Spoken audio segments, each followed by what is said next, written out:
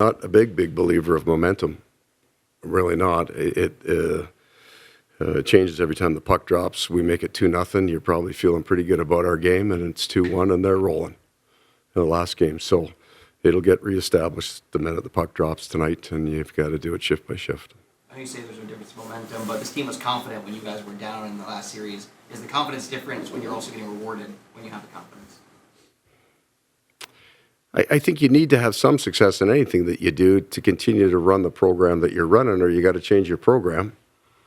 Playoffs usually don't give you enough time to change your program too much, so every time you do something that works, it gets reinforced on your bench. It's kind of why, as you go further into the playoffs, in each game, the coaches become less and less important because your game gets defined. Everybody knows it, right? You're not, hey, let's change our neutral zone defense. It's this is what we're doing. Let's do it as well as we can. So the players are on it. Although teams have dominated these playoffs, do you put that down to anything? No, I got no idea why. I don't, except for last night. That changed, right? I don't. It may have to do with the structure of the teams now and how much that's changed over the years. The home buildings. So I thought Boston was built like that. They get up on you and they can run you.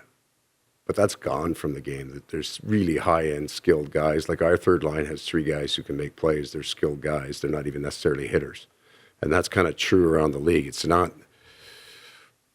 They keep making plays, so there doesn't seem to be the same intimidation factor.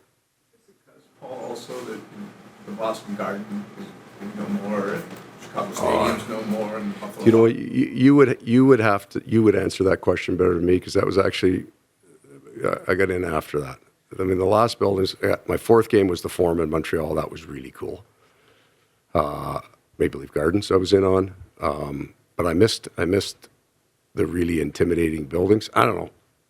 That Boston building was loud. They cranked that music, and it's all metal, and that place was going. But if you're up one, no building's quite as loud, right? It just, the momentum changes for the fans just like it does for the team. So I think it's not, I mean, with the Whale, I had 3 heavyweights on my 4th line, and I had 5 other guys who could fight, right? It's just different now.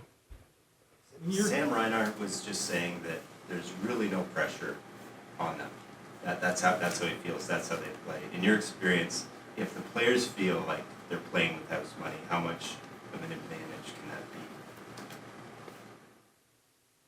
So I'm glad he feels that way. I'd like to think that we're playing to a standard, to a game, something that we're trying to accomplish, to define a game, not just for this year, for the next 5 years. Something that we talked about at the end of January. We had a really brutal schedule in January. We were banged up. But our ability to fight through that would define our franchise for the next 5 years. That's how we felt. And then the Boston series, this playoffs, is the same. We have to develop a style of game that's sustainable. And that's what we will hold ourselves to. So some of the other pressures outside that, how far you go, this is one simple. We're trying to get to Game 7 in every series that we can. That's what we're trying. We're not. This isn't a marathon for us. We're not here for 2 months. We're here for tonight. And I think that we haven't accepted the outside pressure of how far you've got to go in your season to do well.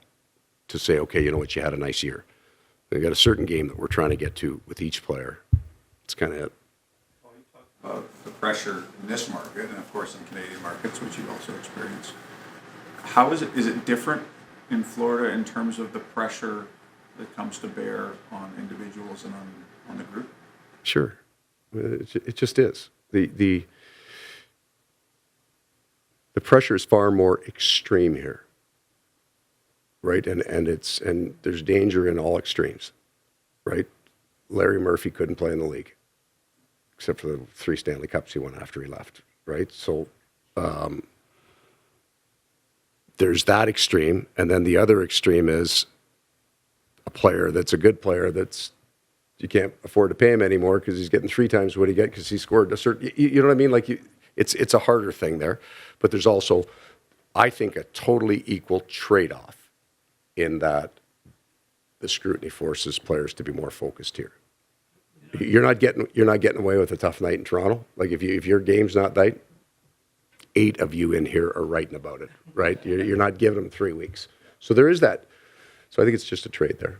It's indicated before that you have a lot of Ontario guys on this team. It's obviously a big Right. comeback here.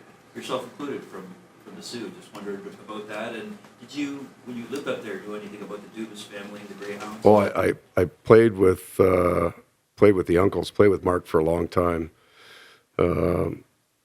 Walter Dubas, grandfather, was my coach. The Dubas family is a big, very important hockey family, and they had wonderful coaches in that family. The grandfather and the father were coaches, and you wanted to be on one of their teams, right? You learned the game, but it was fun too.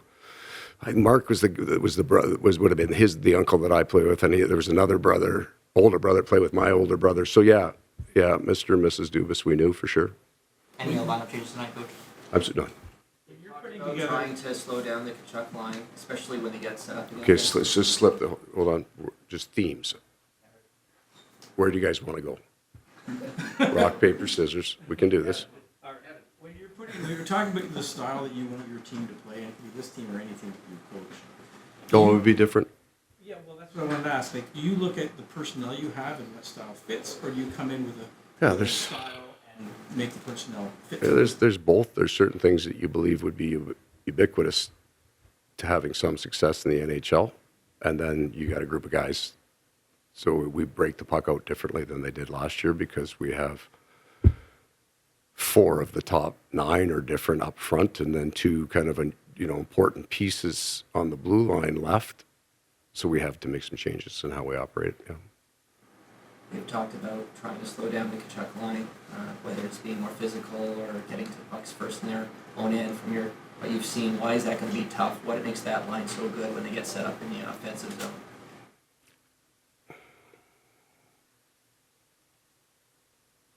Well, they just play, and then everybody's got 2 arms and 2 legs. So I don't think that this is the greatest line in the history of the hockey. I think we're in Toronto. They had 3 points.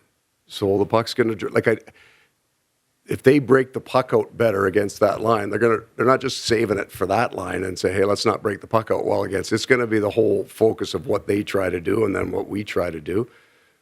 I'll move that line around a fair amount. Verhaeghe may be on the wing tonight. Like, we all do that, right? We move our guys around a little bit. Their game 2, first period, they scored within a minute on the power play and got rolling face-off goal by Tavares. Then they scored a 6-on-5 Nylander down the side. They came out hot, and that's what they're going to try to do tonight. And, our game 2, after a loss, we were really good in the first period against Boston too. So the advantage is Toronto right now, right? They get a little more fire. Our job is to go out and reestablish our game. Where does the Matthews line rank in great lines?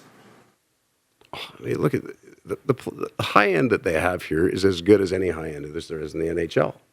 And if those guys are on, they're better than anybody. Like, they have those nights, right? Like, we got 4 or 5 really skilled players up top. They got 4 or 5 really, really skilled players up top. That's it. Thank you, guys. Okay. Thanks.